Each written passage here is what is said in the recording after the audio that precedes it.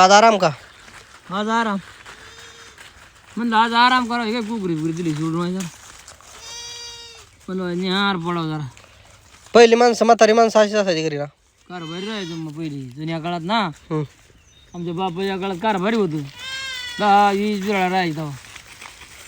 मग त्यांना वावर बघून देणं वावर म्हणजे बसायला तो कारभारी ठरायचा. काय कारभारी असा होता की तो बोलल ना ते 20 बिळा नाही 25 बिळाने पण ऐकायचं.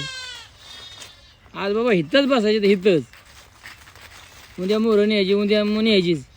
त्याने वावर बघायचं दाणा आणायचं. कुणाला काय जरी बिराळावं समजा कोणाची अडचण असली तर कोणी साकार सामान सांगितलं तर तो आणणार आणि तो गावात जाणार 10,000 रुपये खर्चही करणार. असा कारभारी व्हायचा पहिला.